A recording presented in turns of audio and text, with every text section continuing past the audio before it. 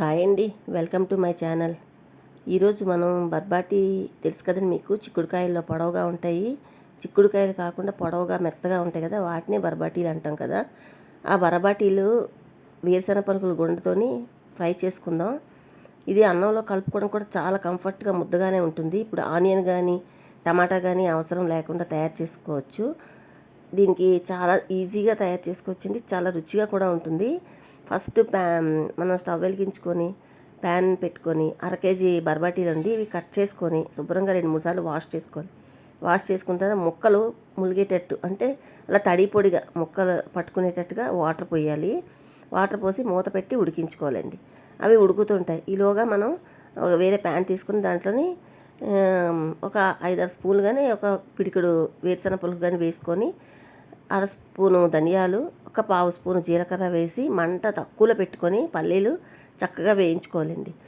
అవి వేగుతున్నప్పుడు మనకి తెలిసిపోద్ది. హైలో అస్సలు పెట్టకండి, తక్కువ మంట మీద వేయించుకోవాలి. అలాగే అవి వేగుతూ ఉండగా మన రుచికి సరిపడగా మనం ఎంత కారం తినగలమో అది చూసుకొని ఒక 6 మిరపకాయలు వేసాను నేనైతే, ఎండుమిర్చి. ఈ కూరలో ఇంకెక్కడ కారం కట్ట ఉపయోగించమండి. ఈ ఎంత కావాలంటే కూరకు సరిపడినంత కారం ఇక్కడే వాడుకోవాలి. నాకైతే మిరపకాయలు 6 వేసుకుని సరిపోయి, మీ కారాన్ని బట్టి మీ మిర్చికి కారం ఎక్కువగా ఉందనుకోండి 5 వేసుకోండి, లేకపోతే 6 సరిపోతాయి.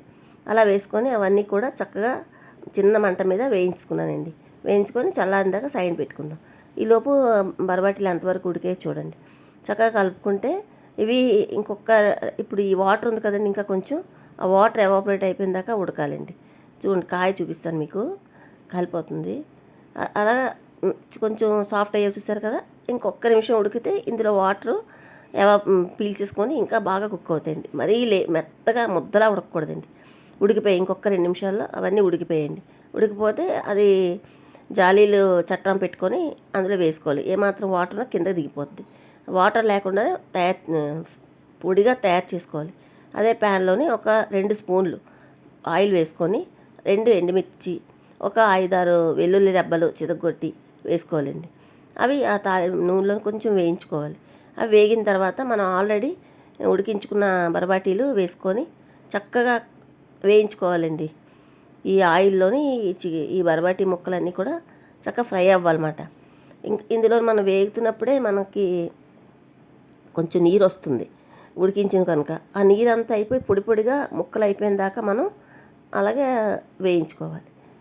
ఇప్పుడు దాంట్లో రుచికి సరిపడగా సాల్టు, పసుపు, ఒక పావు స్పూను పసుపు వేసుకొని చక్కగా ముక్కలన్నిటికీ ఉప్పు పసుపు పట్టేటట్టు కలుపుకోవాలి. దీనికి ఇంక వేరే ఏ గరం మసాలాలు పడవండి. ఆల్రెడీ ధనియాలు, జీలకర్ర, కారము అవన్నీ కూడా మనం పల్లీలు వేయించుకునేటప్పుడే వేసాం కనుక దాంట్లో ఇంకేం పడవు. అవి చల్లారిపోయి దాంట్లో ఇంకో 4 వెల్లుల్లి రెబ్బలు వేసి మనం మెత్తగా పౌడర్ పట్టుకోవాలండి. ఇప్పుడు ఈ పౌడర్ని పక్కన ఉంచుకుందామండి.